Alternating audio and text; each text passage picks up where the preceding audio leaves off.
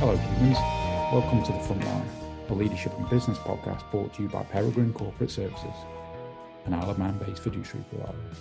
My name is Martin Hall, and thanks for listening.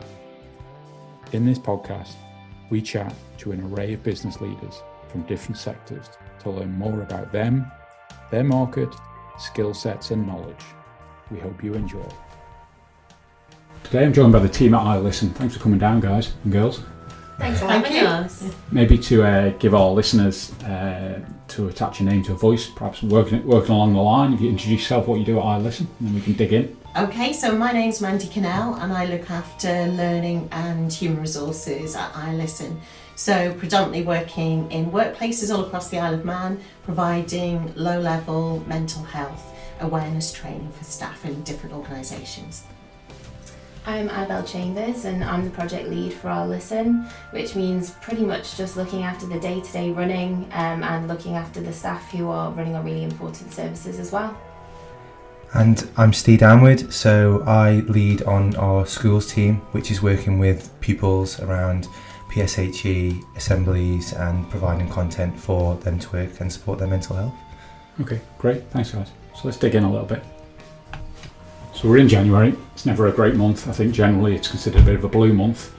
I guess the activity is probably busier than ever, and with COVID and what's happened in 2020.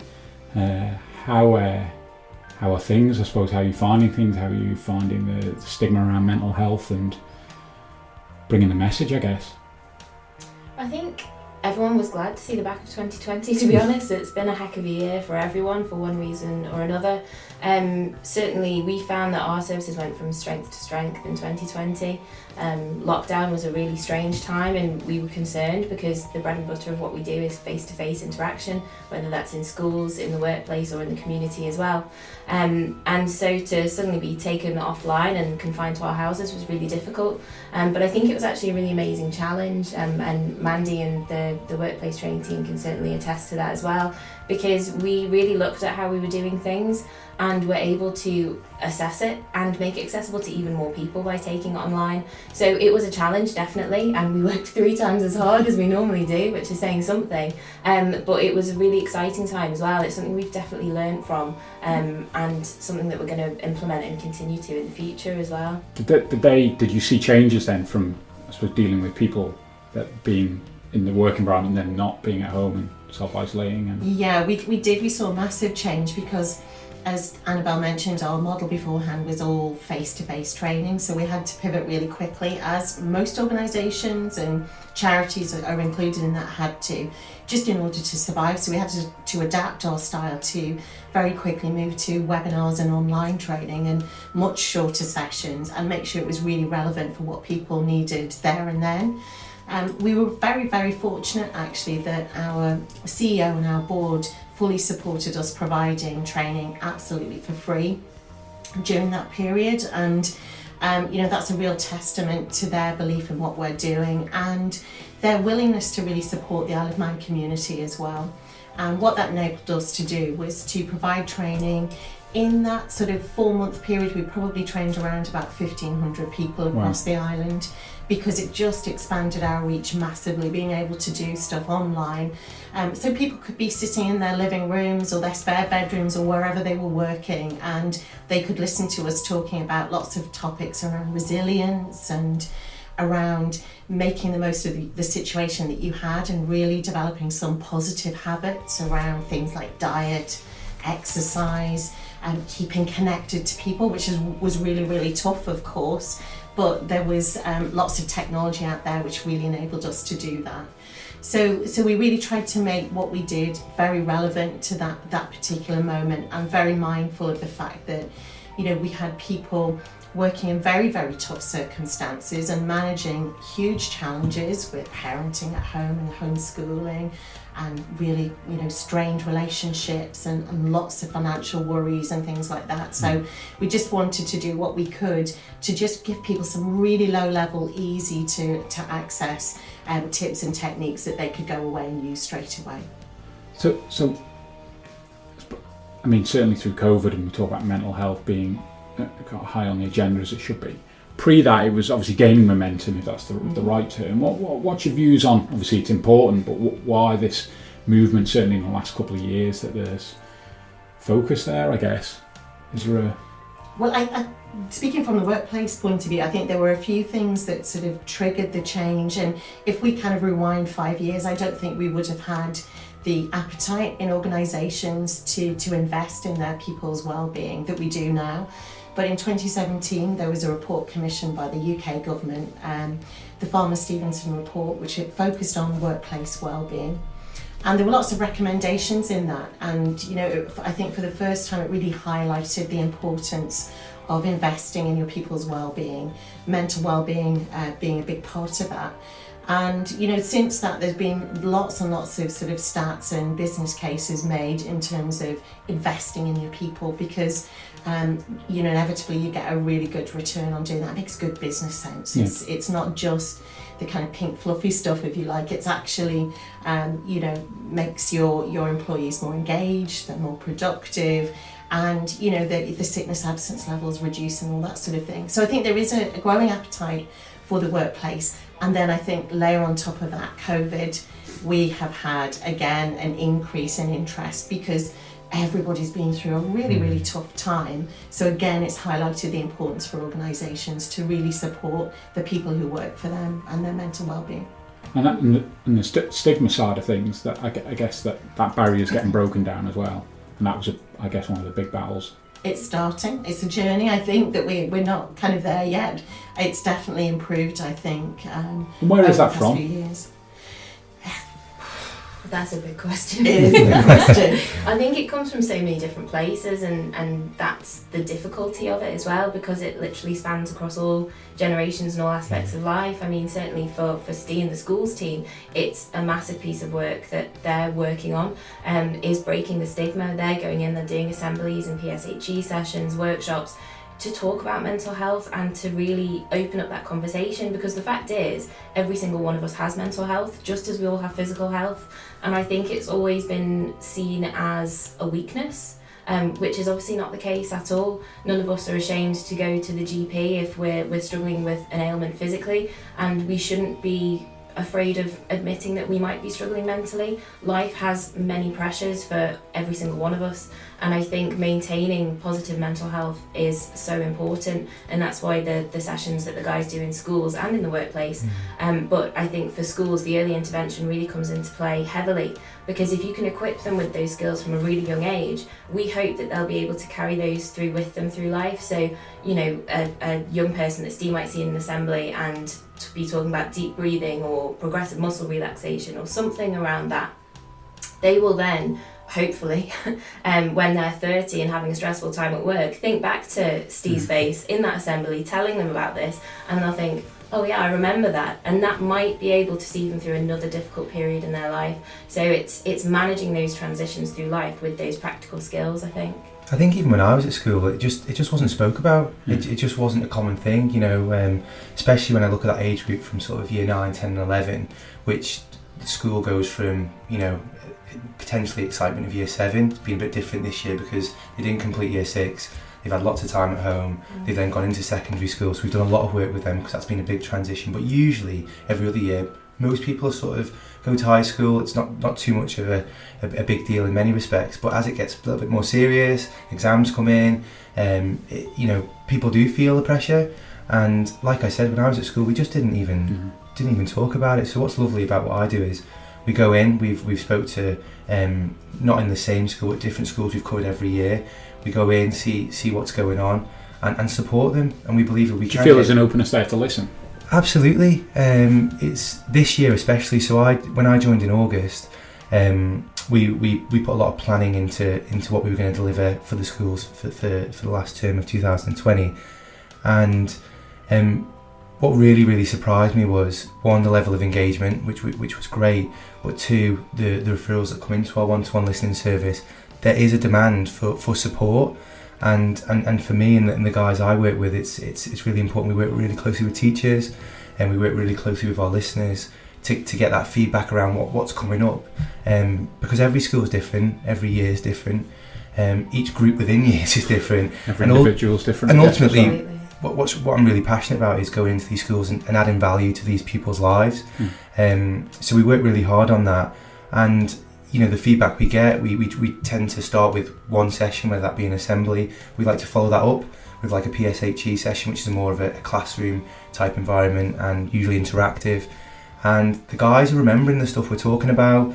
So and pupils in that and teachers in that class you're taking. So what we usually do is we do with the PSHE, it's with a class which is usually like a tutor group, so it's usually between 20 and 30 children, and the teachers are more than welcome to come.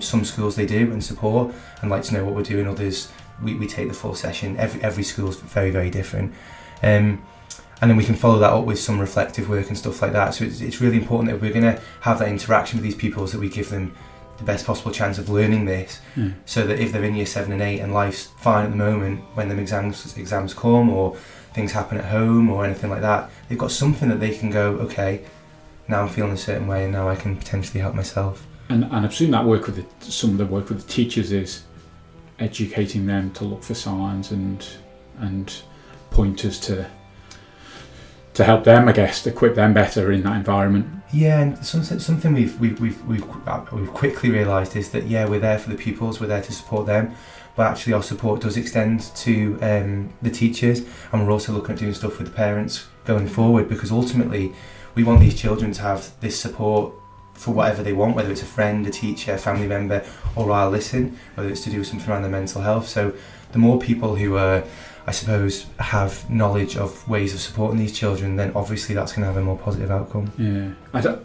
Sorry, I'm just going to say that we have done sessions for teachers as well in a couple of the schools, and the focus has probably been more on looking after themselves, because if you're in the best place yourself and you feel you're able to cope with whatever life throws at you, it puts you in a great position to support the children. So we're coming at it from lots of different angles, I think. Yeah, it's a really important point, Mandy, because this year a lot of schools have seen bigger intakes of year 7, so they've got larger tutor groups. They've obviously had COVID-19, and they're teachers. they're there supporting these children with their academic study, and the children need that support. So they've supporting them is massive, really, as well. And I assume you see where children are looking, or that they're looking for this, but there's pressure. You talk about exams, I guess there's home life, there's social media, bullying. Okay. It could be anything. Right, okay. And I assume you see a bit of everything. We see everything,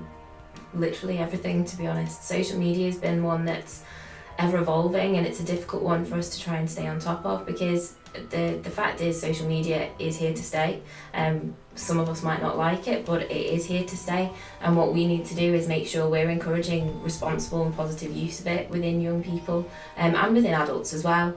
But within young people, there's so many pressures. Every time you open your phone, there's a picture of someone looking absolutely fantastic, and when you're going to school, you're wearing your uniform and you're just looking like a normal person, just like the rest of us are. So it's trying to manage expectations, I think, and manage self-worth is a big thing. Self-esteem is a huge issue that we're seeing in young people, and I think also in the workplace as well, but in young people, if we can work to build that, then we hope that will continue through life with them. I presume that self-esteem issue comes out because they're looking at everyone else's lives that look perfect. I think so. It gives you this false reality, doesn't it, social media, and for the person who's projecting that, it's a false reality for them as well, but it's making them feel better. There's also an element of bullying to social media where, even when I was at school, which doesn't feel that long ago in the grand scheme of things, if there was someone who was unfortunate enough to be bullied, at least it stayed at school and they got some respite from that at home. Whereas now with social media, it's absolutely relentless and it follows them everywhere they go, and that's really, really tough to take. We've recently done some work with St. Ninians around some scenario work, and we talk about social media and how would you act in a certain way and stuff like that, and they were a wonderful group and they were very open. But the actions they would take, they knew they weren't necessarily the right ones. So for example, it does bother them that when they see people potentially living their happiest life when they don't know if that's actually the case and stuff like that. So it's great that they're really honest, and for a big part of what I try and do is just make people aware. It's not about telling them do this, do that, but actually be aware that maybe this behaviour makes you feel a certain way, and almost just challenge it. Like, is there something else you could do? Do you think? And they're very open sessions, but Social media is a big one for me. Yeah, I agree. And in the workplace, I think particularly during lockdown, we were talking because we were also consumed with getting as much information about what was going on, because it was unprecedented, there's that word again, and it was new and it was kind of a little bit scary, we didn't know. That some people develop really unhealthy habits in terms of social media and that constant scrolling through to get the latest update. And we know there was an awful lot of fake news and you know, the rumour mill starts about this, that and the other, and conspiracy theories. So, you know, some of the conversations that we had that kind of continue now actually is about understanding social media and being able to use it in a way that's useful for you rather than harmful for you. Because social media per se is absolutely fantastic. It helps people stay connected, informed. However, you do have to kind of understand that behind the scenes there are algorithms that are really clever at gauging what you're looking at. So the more you look at something, the more you're going to get that same content coming through. So if you're looking at things that are really negative, unfortunately that's just going to be reinforced over and over and over again. So even in the adult population, you know, my age, I didn't grow up with social media. It's something that we're kind of have to learn about as well. So it's kind of really helping people to understand how to develop healthier habits when it comes to their online presence. Does that movie isn't on there? It's on Netflix. Social Dilemma. Yeah, which talks about how it's fantastic, and the thing that sums up for me is at the end they had the guy who created the like button, and he didn't really understand what would happen by inventing that like button. He thought it was just a nice little thing to have.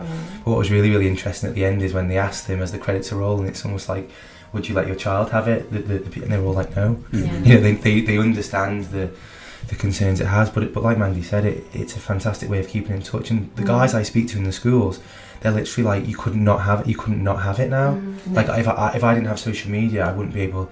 It's almost like a vital part of their lives. So it's about managing it appropriately. So when we talk about schools and listening and one-on-ones, do you want to expand a bit more as well around the work that goes on that you do there and the value you add? Yeah, so the other side of the school service that we provide is a low-level one-to-one listening service. It sits very much alongside the PSHE work that Steve and his team do. But we've got 4 listeners who are working across the 5 schools that we're in at the moment, which are secondary schools. So expand on what listener is. Yeah, so our listeners are a really funny term for it. We actually have a much grander job title for them, but listening is purely what they do. They are what is seen as, and I'm doing air quotes because I'm aware I'm on a podcast, and they're unqualified people, but they're young people who've got a psychology degree and that have also sought out extra training as well. So we've got some who are going down a CBT route, some who are going down a person-centred counselling route, and some who are going down a clinical psychologist route as well. So they're people in their sort of early 20s who are really passionate about the world of mental health and the work that we do. So they go in, they've got allocated schools that they work within, and they go in and have a sort of a lesson time, which is 50 minutes in most of our schools, of a safe, non-judgmental space where a young person can come along and they can, if they want to vent, they can vent. If they have a specific issue they want to work with, they can work with that issue. It's very much kind of goal-based outcomes that we work with.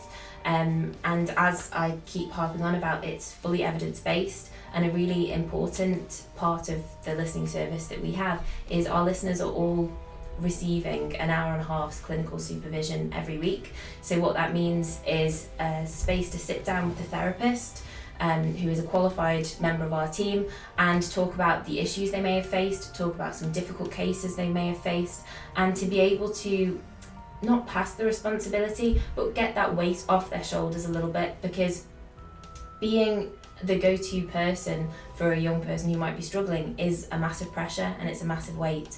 So we make sure we're really looking after and nurturing our staff. And that doesn't just go for the listeners, that's absolutely every member of our team. If any of us feel we need supervision, we can access that whenever. The workplace guys certainly have, and also the schools team have as well. And all of our content is overseen by that therapeutic team as well. So just to expand on two phrases there, the goal-based and evidence-based. Do you want to expand a little bit on what meant by them, those terms? So goal-based outcomes can be, if you've got a particular issue that you're working with, it's setting a goal at the beginning of those interactions that you're having and saying, this is where I want to be at the end of it. So each of your sessions is working towards that. So you have almost homework to take away at the end of it, which might be sort of a graded exposure to something that you're fearful of or that you're anxious about or worried about. And evidence-based is what we call our service all the time, because what we're always doing is researching through validated websites and clinical and studies, things, etc. absolutely, and gaining the expertise and knowledge of our qualified clinical team to make sure that everything we're doing is correct and responsible is the most important. I presume that's thing. always forever evolving as more studies and more. Absolutely. One of the things we're always doing is making sure we're researching and keeping up to date with mental health, because as we all know, the world is ever changing and mental health is absolutely the same, and well-being in general as well. There's always new ways that we can look after ourselves and look after others, and we want to make sure we're staying on top of those to keep the support that we're providing relevant. So she touched on there a couple of times, Mandy, around, I suppose, habits, poor habits, good habits, negative, positive mentality. I guess, and it's something I mentioned just before we came on air, that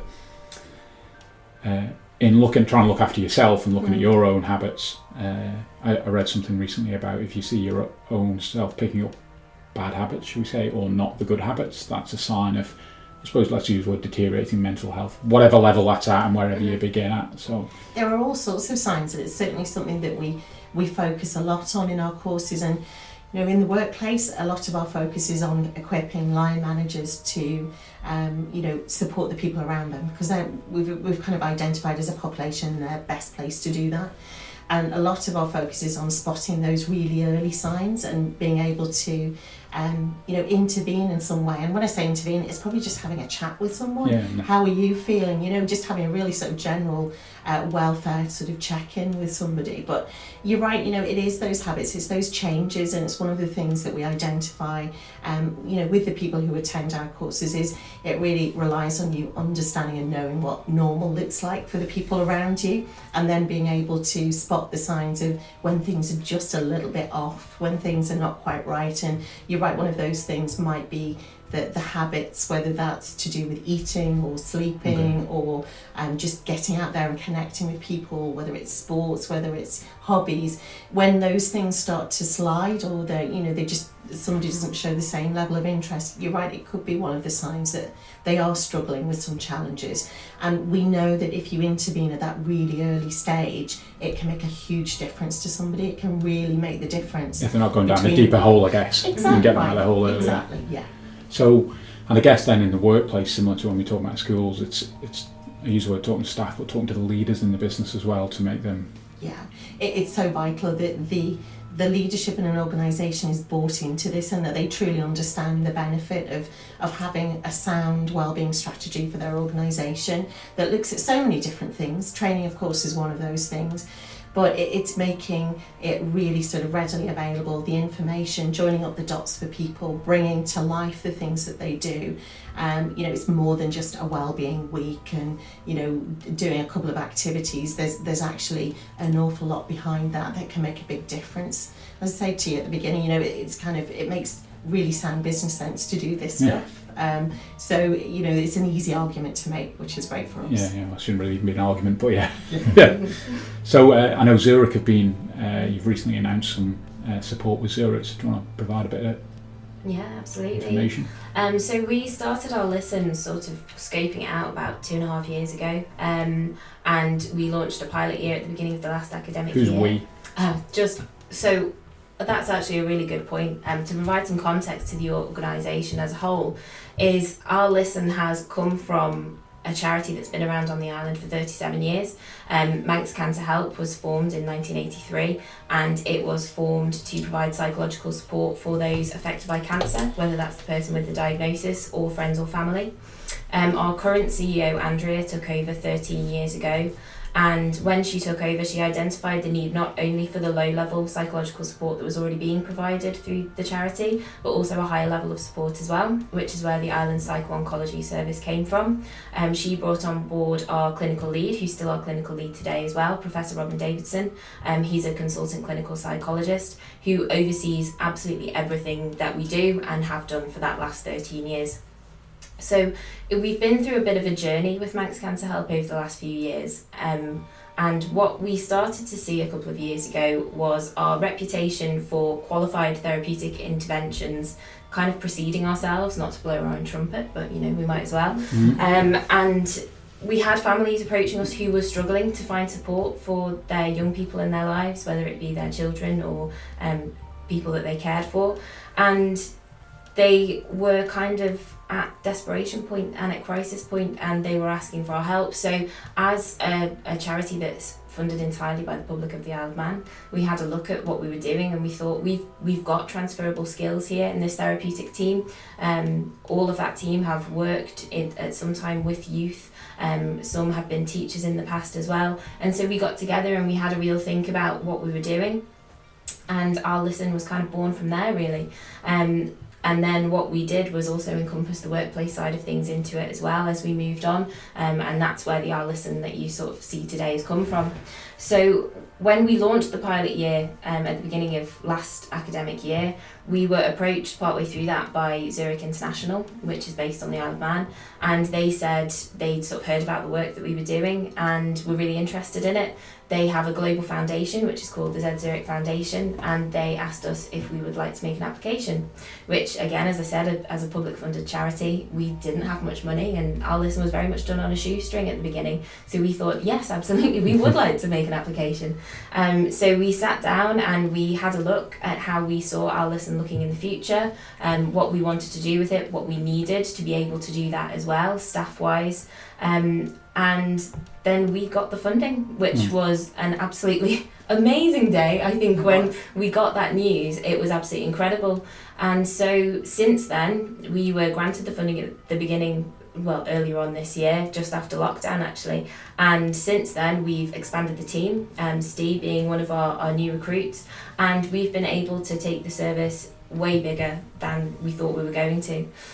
So that funding is in place for the next 3 years, which is great because it means we can actually see where our Listen is going to go, and we have a firm foundation in place for that to happen as well. Where are you going, I guess?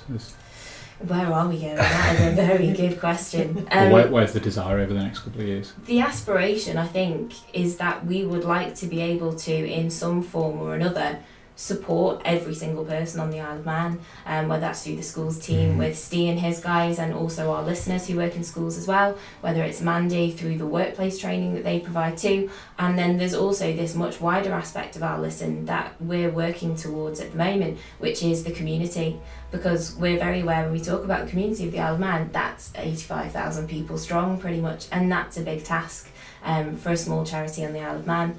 But it's certainly one that we want to take on, and in order to do that, we'd love the public of the Isle of Man, the businesses of the Isle of Man, the schools of the Isle of Man to get behind us and support us in doing that as well. So from the pilot year, there was King William's College and QE2, and since then Wenham Ramsey, St Ninians and Ben Mahaig, and for us, what we've seen from this year is so George last year was doing the school stuff. So George is on my team with Carly. Me and Carly joined at the same time. So we've gone from one person potentially looking at it to 3, and we've already had twice as many interactions with students than we did last year. So it's just growing and growing and growing. Yeah. And the reason being is we can do more stuff now thanks to the funding of Zurich Foundation. And to be honest, the demand's there. The children need the support. And I think I personally think it's quite a clear point that the funding is about really paying for you guys to go and do that. You've still got a core element of the business, I suppose if that's the right word, is to raise money as well. So again, it's important the message is not just we've secured funding for 3 years, we're fine, ignore us. We're doing all this good work, but we still need support financially from wherever that might be, whether it's absolutely donations to and the one of the conditions actually of the funding that we've received is that at the end of this 3 years we need to be self-sufficient, because what we don't want to do is see all this amazing work that's happening drop off a cliff. Because we are seeing the need there. I mean, to Steve's point that he's just made, the one-to-one listening service that we provide within schools as well, which is very low level, level 0 to 1, we frame it in the sort of grander mental health scheme of things. In the pilot year overall, we had 2 listeners and they supported 115 students across 2 schools. in the first term that we've been back in the schools, we've already supported 87 students in that time, which just really puts into perspective for me what a difference that funding has made and will continue to make. But we want that to continue beyond the 3 years. And how does that work exactly? Do you have then a certain time within the school hours that there's a open area to go, or a closed area for them to go and talk to you? Yeah, no, it's a great question. So for me, like I touched on before, the ideal would be we go in, maybe do like an assembly, we then follow up with like an interactive session, then follow up with some reflective work. That's the ideal. It doesn't always work that way. Each school's different. Some have more time dedicated to doing this type of stuff, others don't. So it's very, very individually organised, really. But yeah, most schools have like a PSHE slot that we tend to try and book in, and we can always try and get an assembly in, and that's how we do it. We do have some schools that we're able to go in and be around the school, so we can actually build that rapport with these students potentially prior to even delivering anything. So actually you're more, they just know who you are, and if they've got any questions. And we've really found that a massive benefit, because when the pupils recognise us and they feel comfortable with us, so the first session it might just be a session, and you don't get necessarily much back from them. The second time you get a little bit more, and if you see them for a third time, they really do open up. And building trust, I guess, especially with young building trust, and it comes back to the stigma thing. It's actually perfectly okay if someone actually wants to ask a question about how they're feeling on that specific day, because one of the things we talk to the children about is it can change hour to hour, day to day. One piece of news can make you feel amazing, or can be quite challenging. So it's about normalising some of them feelings.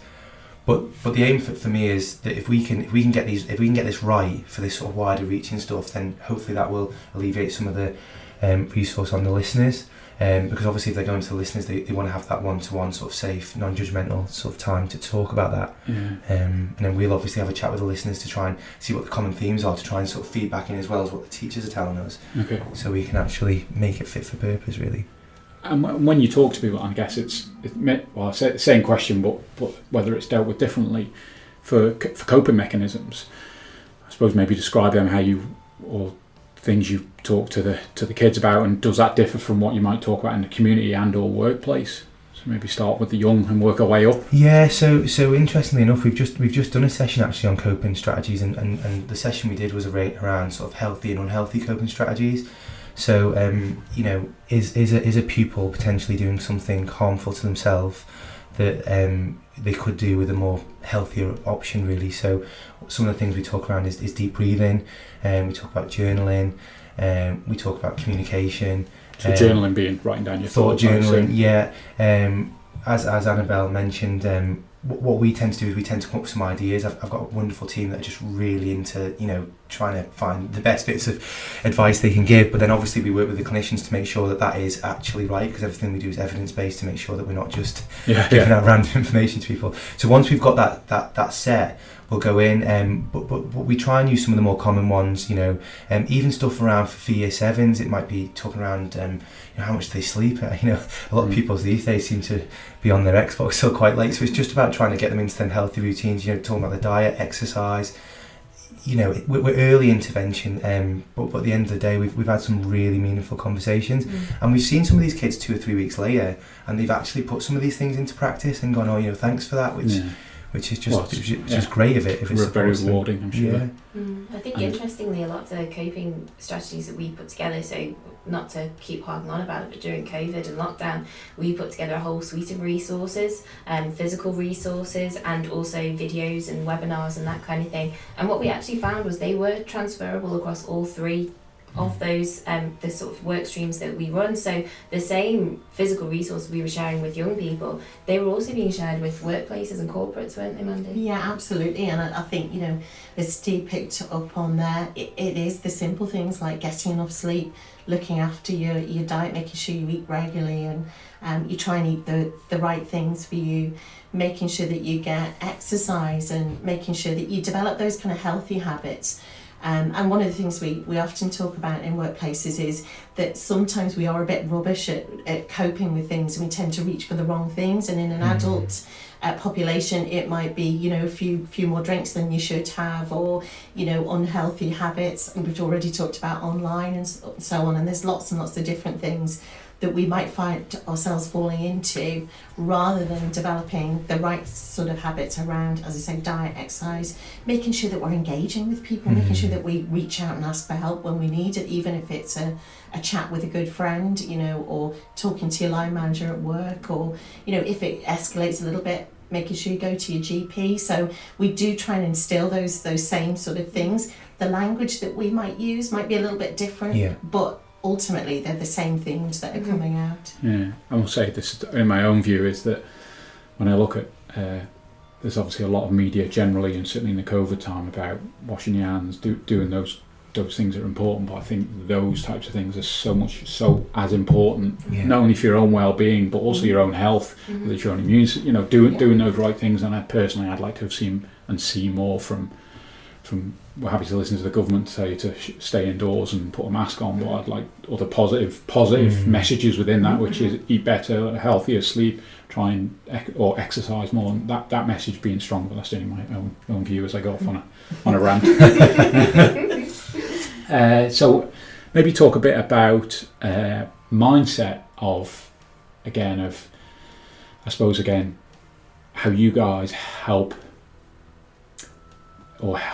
people to change that, I guess, mechanisms that are underlying. Is that it's just about education, is that, and then helping them to whether that be people who need to be parents, need to help their children, or leaders in business? I think a lot of what we do right across the piece really is starting a conversation.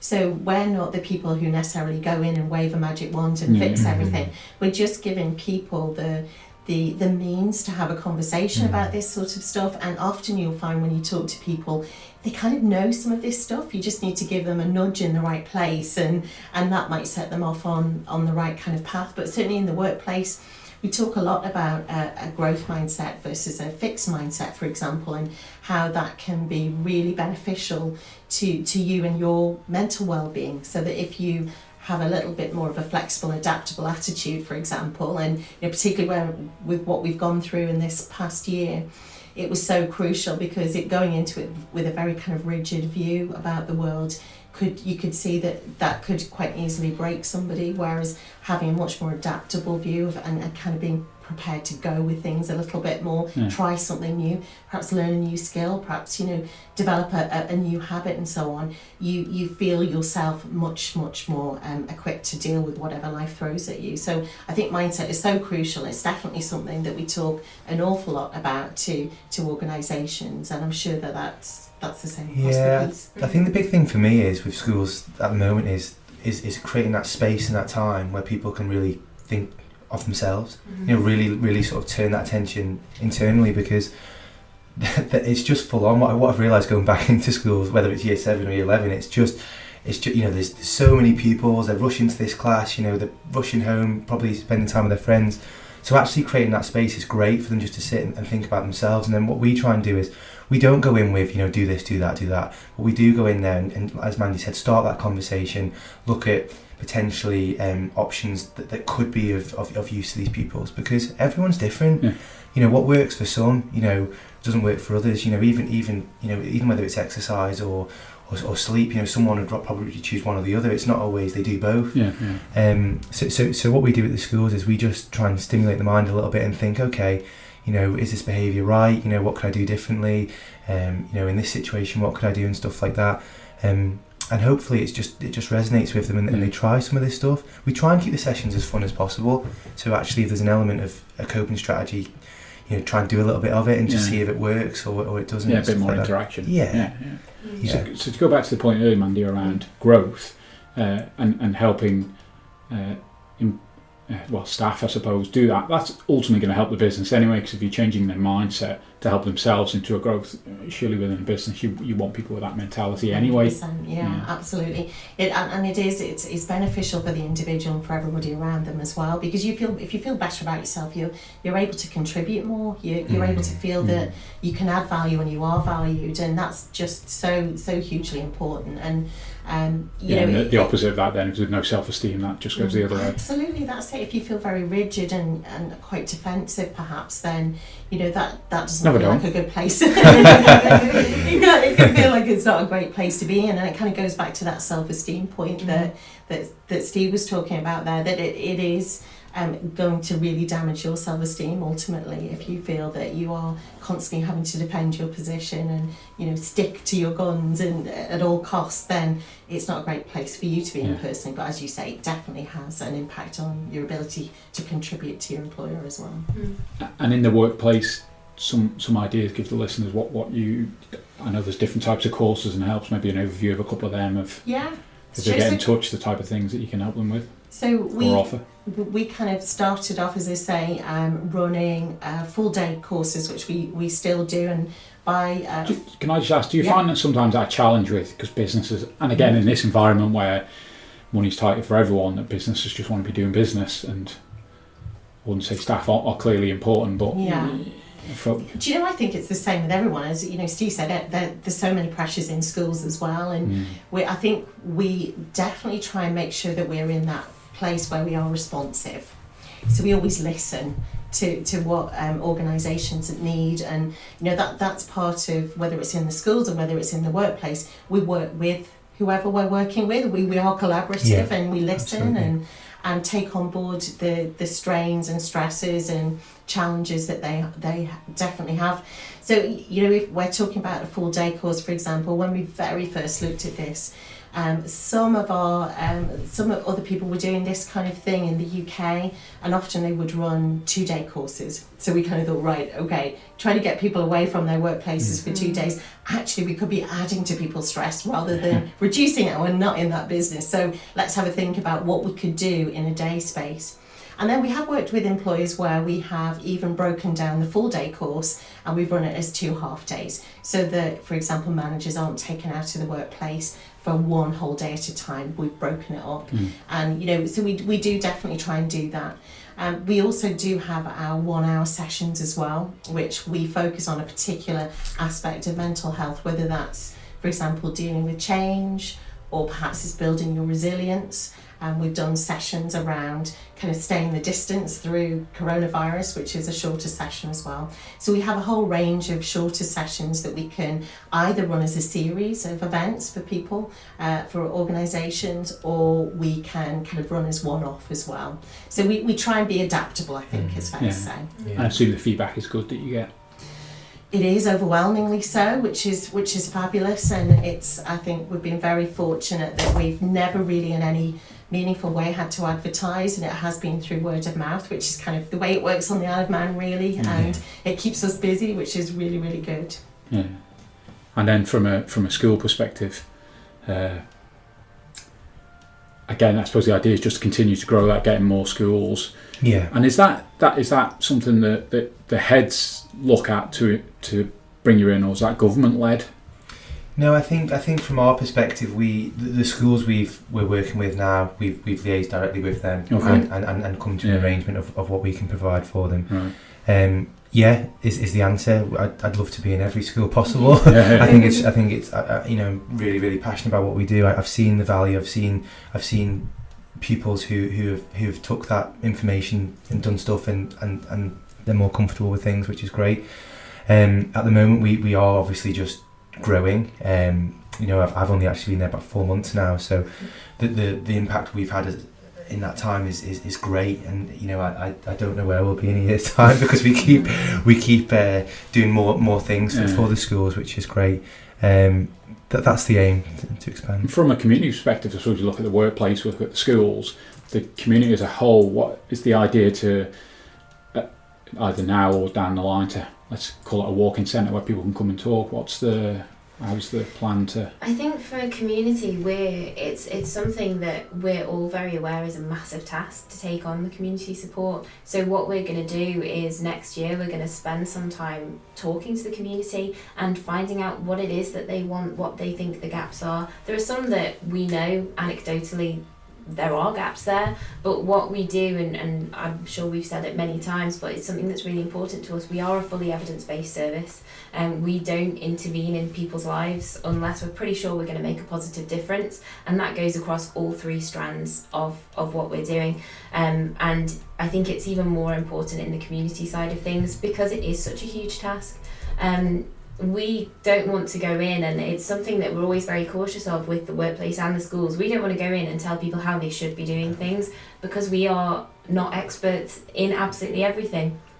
We have our skill set and we have this evidence-based approach that is, we want to come in and support what you're doing and maybe support you to find more positive ways of doing it. There is no one-size-fits-all approach for anything that we do, and that's why the services that we do are so bespoke and they are tailored to the needs of the people that we're trying to support, and community will be no different. It's a massive task, as I keep saying, but we're really excited to get out there and get talking to our community because we're so fortunate on the Isle of Man that we have such an amazing community, and we're so fortunate that at the moment we are able to be mixing with our community and being able to carry on with community groups and things. We have such a rich resource here of amateur dramatics groups, sporting groups, musical groups, that kind of thing, that we really want to be out there working with them and finding out what it is they want, and finding the best way that we can help them. Cool. Thanks for coming in. I presume people want to reach out to you, whether that's be schools, individuals, I guess, as well, businesses. Visit your website. Yeah, reach out and come and chat, have a coffee. Absolutely, and visit the website, visit our social media pages as well. We're pretty active on Facebook, Instagram and LinkedIn as well. And we always encourage people to reach out. There's email addresses on the website, there's phone numbers. Just reach out to us if you've got a question. The worst thing we can say is we don't actually know the answer to that, or we're not the right people to help you, but we'll help you find the ones that can. Yeah, being able to signpost people is super important, isn't Absolutely. it? Yeah. Okay. Well, thanks to the three of you coming in. It's very much appreciated, and Thanks we look for forward to having working us. together. Thank you very much. Pleasure. Thanks for listening, everyone.